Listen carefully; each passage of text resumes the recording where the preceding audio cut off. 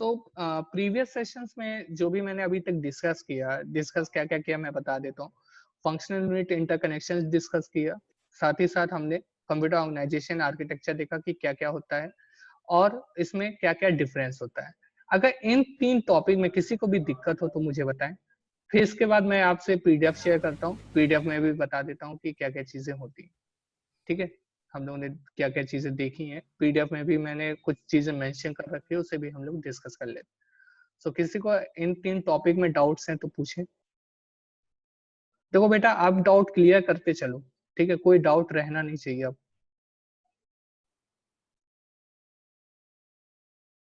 Okay, सो सभी को clear है तीनों चीज़ें? ईच एंड एवरीवन मैं सभी से पूछ रहा हूँ, सिर्फ वो पर्टिकुलर स्टूडेंट्स की बात नहीं कर रहा।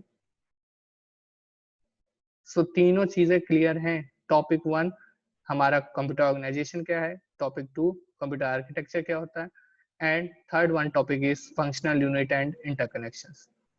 ठीक है? कंप्यूटर ऑर्गेनाइजेशन आर्किटेक्चर में क्या डिफरेंस होता है, अगर पूछ लिया जाए तो आप बता लेंगे। कंप्यूटर ऑर्गेनाइजेशन के बारे में बता लेंगे, आर्किटेक्चर के बारे में बता लेंगे, फंक्शनल यूनिट के बारे में बता लेंगे, फंक्शनल यूनिट इंटरकनेक्शंस के बारे में भी बता लेंगे। सभी लोग बता लेंगे, कोई दिक्कत तो नहीं किसी को?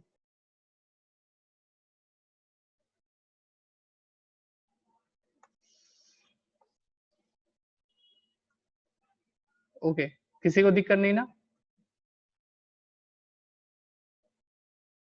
ओके, थैंक यू बेटा। सो अब नेक्स्ट बात करते हैं, पीडीएफ में देख लेते हैं क्या चीज थी। सो यहाँ पे देख लो, यहाँ पे हम लोगों ने बात कर ली थी difference between computer organization architecture में। पर्पस आपका देख ही लिया था, डिजाइन देख लिया था, फंक्शन यूनिट की बात कर रहे थे। तो हम लोगों ने सिंपल सी डेफिनेशन दी थी कि अगर हम इस सारे मॉड्यूल्स को कलेक्ट कर लें और आपस में इंटरकनेक्ट करते हैं, वही हमारा फंक्शन यूनिट है। क्योंकि इंटरकनेक्शन की बात कर रहा है, देखो टॉपिक के साथ इसको लिंक करा करो, functional unit and their interconnection. यानी कि अगर आपस में इंटरकनेक्ट करते हैं सारे फंक्शनल यूनिट को, तो वही हमारा इंटरकनेक्शन हो जाएगा। तो collection of function unit connecting the various module is called interconnections. Input, memory, output, ALU, CU. ठीक है? तो next input क्या है? Computer accept coded information through input units which read the data. The most common input device is keyboard. See, output क्या है? Output unit send the process result to the outside world. The familiar example such device is monitor, printer, etc. ठीक है? Memory unit की बात करें तो मैंने बताया था जैसे कि दो टाइप्स की मेमोरी होती है, पहली प्राइमरी, दूसरी सेकेंडरी। प्राइमरी क्या होती है? मेन मेमोरी होती है जो कि वेरी फास्ट मेमोरी होती है। It is used for the storage for programs. ठीक है? और जो कि सेकेंडरी की बात करें तो लार्ज अमाउंट ऑफ डेटा को यूज करने के लिए, जैसे कि हार्ड डिस्क। ठीक है? अब एएलयू की बात करें तो एएलयू क्या होता है? अर्थमेटिक और logic operation like addition, subtraction, multiplication and division. और लॉजिक की बात करेंगे तो and gate, or gate and performance by the ALU. Control unit की बात करें तो when to do, what to do, यानी कि कब करना है, कैसे करना है, ये हमारा कौन करता है? Control unit. ठीक है? सिंप्लीफाई है, मैंने इसको बहुत अच्छे से सिंप्लीफाई किया हुआ है यहाँ पर, when to do, what to do. In other words अगर हम बात करें तो to transfer of the data between processor and memory and control by control unit. यानी कि बेसिकली मैंने जो बात कही थी कि जो भी डेटा ट्रांसफर हो रहा है, जो भी डेटा कैरी हो रहा है, जो भी डेटा हम रीड कर रहे हैं, जो भी डेटा राइट कर रहे हैं, उन सबका मैनेज कौन करता है? वो मैनेज करता है कंट्रोल यूनिट। उसी के थ्रू हम क्या करते हैं? कंट्रोल सिग्नल्स प्रोवाइड कराते हैं। अब वो कंट्रोल सिग्नल्स किस टाइप में होते हैं? इनपुट रीड में हो सकते हैं, आउटपुट रीड में हो सकते हैं, इनपुट आउटपुट राइट हो सकता है, बस ग्रांट हो सकता है, बस एक्नॉलेज हो सकता है, कुछ भी हो सकता है, एक्स वाई जेड। ठीक है? जो भी हम चीज रिक्वेस्ट करें ना, अगर एक्नॉलेज भी भेज रहे हैं तो वो कंट्रोल सिग्नल्स है। ठीक है? इस टाइप की चीजें मान के चलो कि हम कब कर रहे हैं, क्या कर रहे हैं, ये चीजें हमें कौन बोलता है? हमें बोलता है कंट्रोल यूनिट। ठीक है? तो ये 3 टॉपिक सभी को क्लियर हो गए? ठीक है? नेक्स्ट अब बात करेंगे अपने नेक्स्ट बस की। सो स्टार्ट करें बस कि आज इतना ही रखें? आप लोग बताओ, जैसा भी आप लोग को ठीक लगे। आगे कंटिन्यू करूं बस? क्योंकि देखिए 3 टॉपिक आपके कवर हो गए। एक बार मैं आपको सिलेबस भी दिखाता चलता हूं साथ साथ।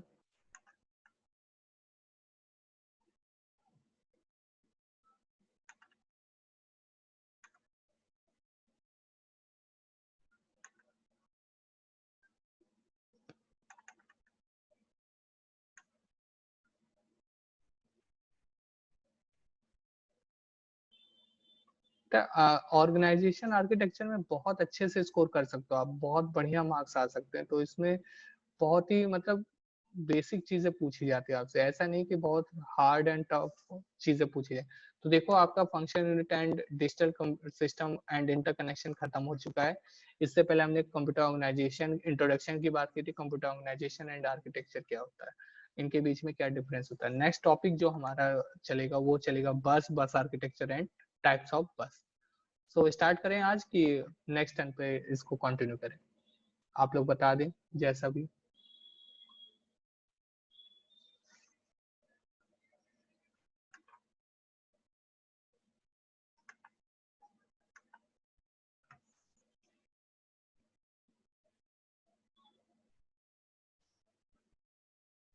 ओके, सो कई स्टूडेंट्स के डिमांड है कि आज ही थोड़ा बहुत स्टार्ट कर दें। ठीक है, तो मैं स्टार्ट कर देता हूँ। ठीक है, थोड़ा बहुत ठीक है नॉलेज हो जाए, जैसे बस के बारे में क्या होता है और बस का आर्किटेक्चर कैसे डिजाइन करते हैं। ठीक है, सो देख लेते हैं।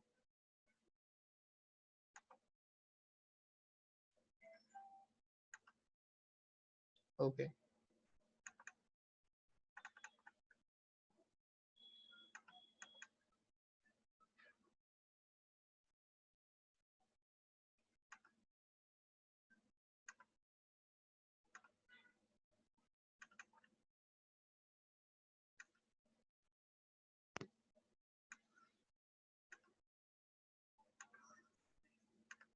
ओके, सो बस की बात करते हैं। बस और बस आर्किटेक्चर के सिंपल से है, group of wires is called बस।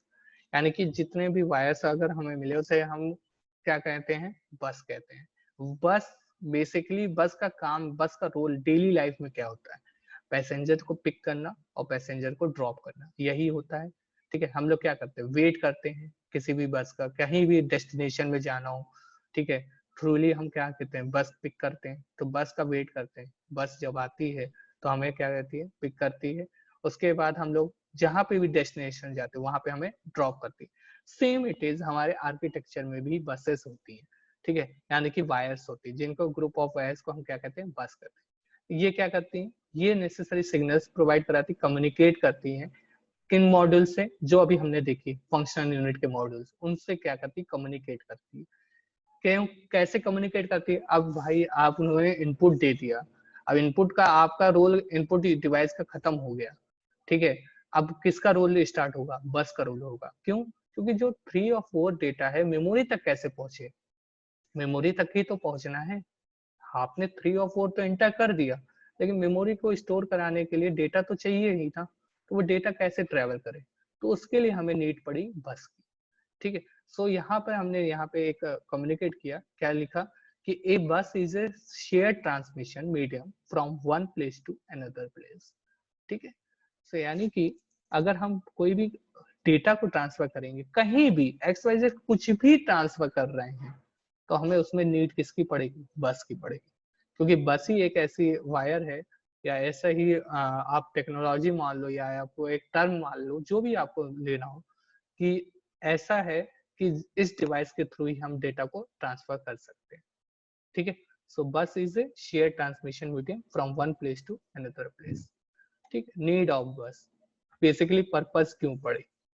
सो high speed transfer between CPU and memory, यानी कि हमारी जो प्रोसेसिंग है उसको फास्ट करने के लिए हमें बस की नीड पड़ी। फिर उसके बाद नंबर ऑफ पाथ्स जो वे हैं कम्युनिकेशन का, उसे कम करने के लिए, ठीक है, हमें कम से कम पाथ की जरूरत पड़े, तो उसके लिए हम बस का नीड जरूरत पड़ी। ठीक है, लेकिन इसके एक थोड़ा सा डिसएडवांटेज भी है कि हम एट ए टाइम केवल एक ही बस यूज कर सकते हैं।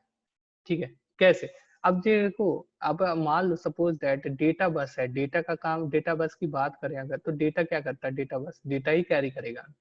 ठीक है, अब डेटा का अगर कैरी कर रहा हो सकता है उसका एड्रेस भी हो।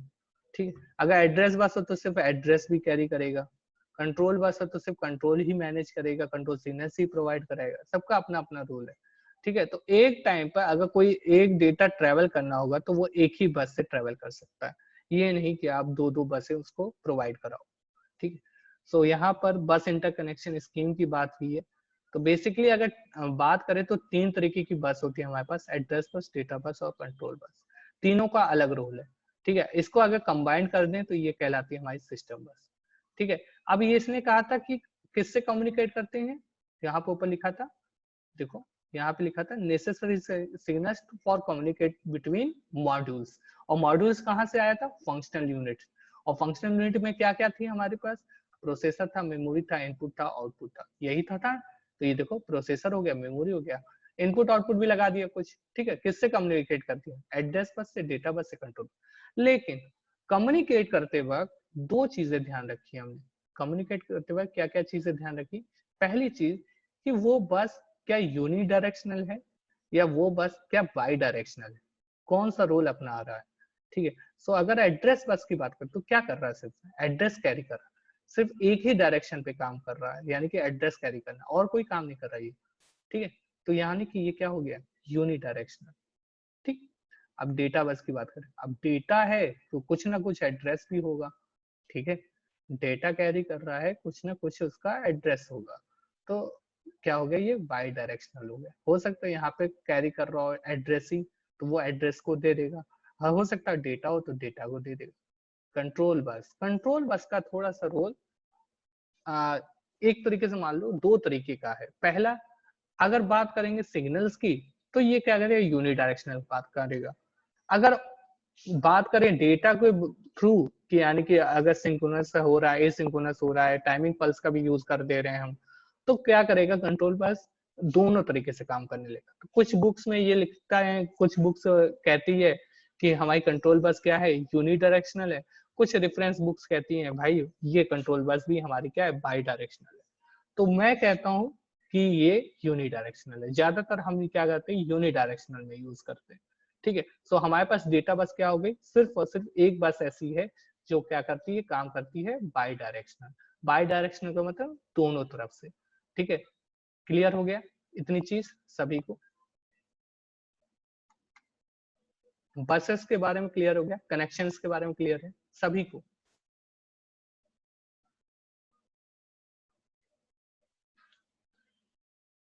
Sir bidirection means data जाता भी और आता भी है। हाँ हाँ, ये देखो दो चीजें हैं बेसिकली, बाई डायरेक्शनल का मतलब ये भी हो सकता है कि डेटा को कैरी किया है। ठीक है, डेटा कैरी किया है, हो सकता है कैरी करने के साथ साथ दूसरा डेटा का एड्रेस भी हो, तो हो सकता है उधर से जो एड्रेस वाला डेटा हो वो उधर डिलीवर कर दे, देन उसके बाद डेटा डिलीवर कर, तो इसलिए हम लोग उसको बाई डायरेक्शनल भी बोल सकते हैं। ठीक है, तो इसीलिए मैंने कहा कि मॉड्यूल से कनेक्ट किया, मॉड्यूल से हो सकता है उधर से क्या करो एक्नॉलेजमेंट भी आ रहा हो। ठीक है, तो इसलिए मैंने कहा data bus we have by direction. देखो जब हम बात करें अगर कंट्रोल बस की ना, तो कंट्रोल बस का काम है मैनेज करना, बेसिकली मैनेज करता है। तो जब ये फेरिफेरल डिवाइस या और कहीं बिजी हो जाते हैं, जैसे एसिंक्रोनस में आ जाए, सिंक्रोनस में आ जाए, ठीक है, जब इनका रोल आने लगता है तो कंट्रोल बस क्या करता है, डुअल बिहेवियर करता है, यानी कि ये बाई डायरेक्शनल काम करने लगेगा, तब उसका रोल आता है। तो ये अभी आगे मैं बताऊंगा कि कहाँ पर ये बाई डायरेक्शनल काम करता है। ठीक है, अभी फिलहाल तो ये यूनिडायरेक्शनल काम करता है। हाँ, जो लैब में यूज करे थे उनके बस तो कह सकते हैं क्या, हाँ कह सकते हो आप। ठीक है, जैसे वो आपने एक आरटीएल में यूज किया था ना, तो वो अब बेसिकली आपका वही था डेटा बस का काम। ठीक है, तो वो आपका बाई डायरेक्शनल था। सर यहाँ पे कंट्रोल बस को डाटा बस से कोई कनेक्शन नहीं है ना। नहीं नहीं, कोई कनेक्शन नहीं, कंट्रोल बस तो का सर काम मान सिर्फ। लीजिए, हाँ बताओ। सर मान लीजिए कंट्रोल बस कोई इंस्ट्रक्शन दे रहा है प्रोसेसर को, कंट्रोल बस और इंस्ट्रक्शन सर वो नहीं, नहीं कंट्रोल बस इंस्ट्रक्शन नहीं दे कंट्रोल सकता में है। सर कुछ टास्क करने को दे रहा है मान लीजिए, हाँ हाँ, सर वो टास्क हुआ है नहीं हुआ ये कैसे पता चलेगा। ये आपके देखो यही चीज मैं कह रहा हूँ कि जैसे सपोज दैट कंट्रोल बस का काम, पहली चीज तो मैंने ये कहा कि कंट्रोल सिग्नल्स प्रोवाइड कराता है, मैनेज करता है कि बाकी की चीजें हुई हैं कि नहीं। जब मैनेज कैसे करेगा, सिग्नल्स जब रीड देगा, राइट देगा, इनपुट रीड देगा, आउटपुट राइट देगा, ठीक है, इस टाइप के सिग्नल्स प्रोवाइड कराएगा। तो डेटा बस क्या कर रहा है, डेटा कैरी कर रहा है, डेटा का काम कैरी करके तो जा रहा है, लेकिन वो रीड और राइट किसके थ्रू कर रहा है, वो कंट्रोल बस के थ्रू कर। तो इसलिए ये क्या कर रहा है, कनेक्ट कर रहा है मॉड्यूल को। ठीक है, तब तक डेटा वो डिलीवर नहीं कर सकता जब तक कि कंट्रोल बस उसमें इन्वॉल्व ना हो, जब तक कंट्रोल सिग्नल्स जनरेट ना हो रहे। तो इस रीजन से वो पता करेगा कि हाँ हमारे पास डेटा डिलीवर हो गया है कि नहीं हुआ। ठीक है, तो उस पे यहाँ पे रोल इसका इम्पोर्टेंट हो जाता है। सो बेसिकली काम हमारा मैनेज करना है कंट्रोल बस से, ठीक है, हमारा प्रॉपरली डेटा डिलीवर हो, प्रॉपरली डेटा पैच हो, एग्जीक्यूट करे, इसलिए इसका रूल होता है, ठीक है। अगर अभी भी कुछ डाउट हो तो बताएं।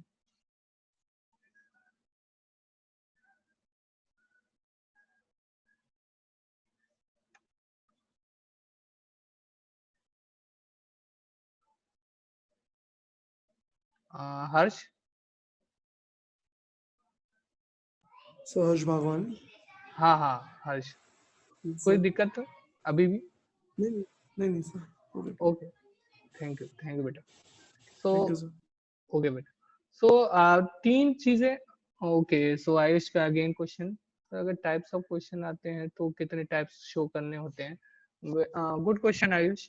सो देखो, अगर कभी भी क्वेश्चंस आता है, देखो ध्यान रखना, बस से रिलेटेड क्वेश्चन आपको जरूर मिलेगा, ठीक है। सो बस से रिलेटेड जब भी क्वेश्चन आते हैं तो वो इस टाइप के क्वेश्चन पूछ सकता है आपसे कि एक्सप्लेन बस एंड देयर टाइप्स, ठीक है, सिंपल सा क्वेश्चन पूछेगा। या बस क्या होती है, टाइप्स ऑफ बसेस क्या हो सकती है, इस टाइप से पूछ सकता है, डिफाइन बस एंड देयर टाइप्स, ठीक है।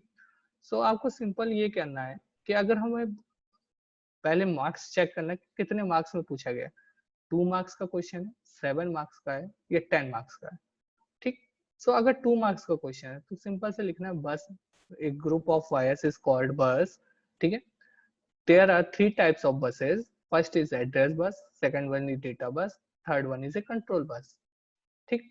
एक सिस्टम बस भी आप इंक्लूड कर सकते हो, system is overall include data bus, address bus and control bus. So ये आपके 4 बसेस बता दी, 2 मार्क्स में सफिशिएंट है। इन केस अगर ये 7 मार्क्स में आता, सो 7 मार्क्स के लिए आप क्या करोगे, a group of wires is called bus, there are several types of buses, categories of timing basis, category of normal basis, okay। so timing basis पे दो तरीके की, asynchronous, synchronous, and normal basis पे there are 3 types, the address bus, data bus and control bus, ठीक है। अब यहाँ तक तो सफिशियंट है।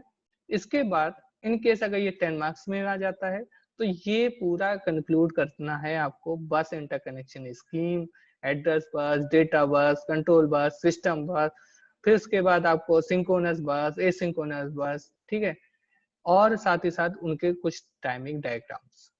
सो ये आपका ओवरऑल कंक्लूड होगा 10 मार्क्स। सो सभी को क्लियर है? ध्यान रखिएगा, ये क्वेश्चन पूछा बहुत जाता है बस का, कि बस क्या होती है, बस के टाइप्स क्या होते हैं। तो 3 टाइप्स क्लियर हो गए, address bus, data bus, control bus, उनका इंटरकनेक्शन क्लियर है सभी को।